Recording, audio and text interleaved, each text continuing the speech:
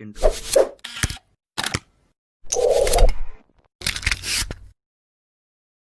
دوستو، ہمارا ہم سفر کیسا ہونا چاہیے، ایک میاں بیوی کی بہت اچھی کہانی جسے سن کر آپ کے اندر ایک نیا جذبہ اور جنون پیدا ہوگا اور ایک سبق حاصل ہوگا۔ امید ہے آپ اپنے دوستوں کو بھی ضرور شیئر کریں گے اور آخر تک اس ویڈیو کو ضرور دیکھیں گے۔ چلیے چلتے ہیں اس اسٹوری کی طرف۔ ایک مرد و عورت کی شادی ہوئی، وہ اپنی زندگی بہت اچھے سے گزار رہے تھے۔ ایک دن شوہر نے اپنی بیوی سے پوچھا، آپ نے نماز ادا کیوں نہیں کی؟ بیوی نے شوہر کے سامنے اپنا سر جھکا کر جواب دیا کہ میں کام کرتے کرتے تھک گئی تھی، اسی لیے نماز نہ پڑھ سکی، کل نماز پڑھ لوں گی۔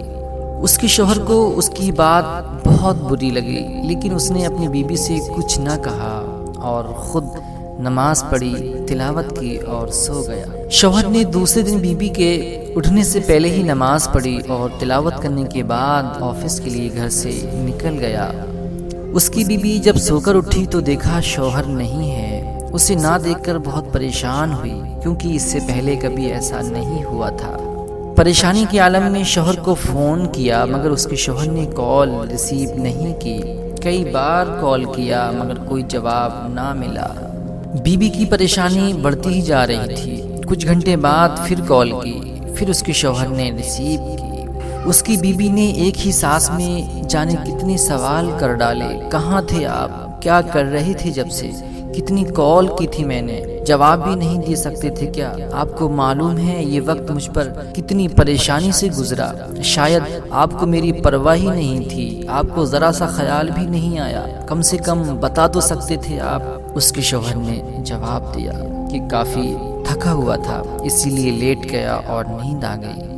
بیوی نے بڑے سکون سے جواب دیا، 2 منٹ کی کال کر کے بتا تو سکتے تھے، مجھے لگتا ہے کہ آپ مجھے بالکل بھی پیار نہیں کرتے۔ اس کے شوہر نے جو جواب دیا اسے سن کر ہر انسان کو تعجب ہوگا اور ہمیں ایک سبق حاصل ہوگا۔ اس کے شوہر نے بڑے ادب اور سکون سے جواب دیا، میں نے آپ کی کال کو نظر انداز کیا تو آپ کو بہت احساس ہوا، بہت برا لگا۔ کل آپ نے بھی تو اس پاک ذات کی کال کو نظر انداز کر دیا تھا۔ کیا آپ نے حی علی الفلاح کی آواز سنی تھی؟ وہ خدا کی کال تھی جسے آپ نے تھکاوٹ کی وجہ سے نظر انداز کر دیا تھا۔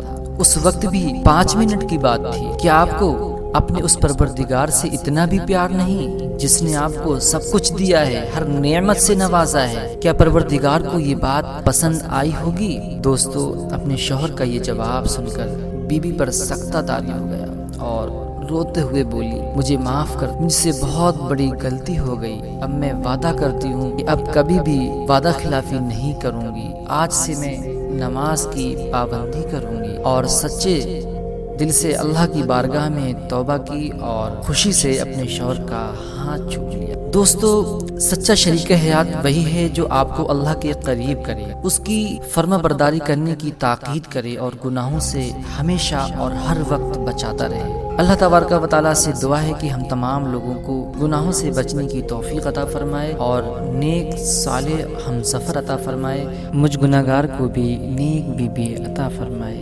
اللہ حافظ۔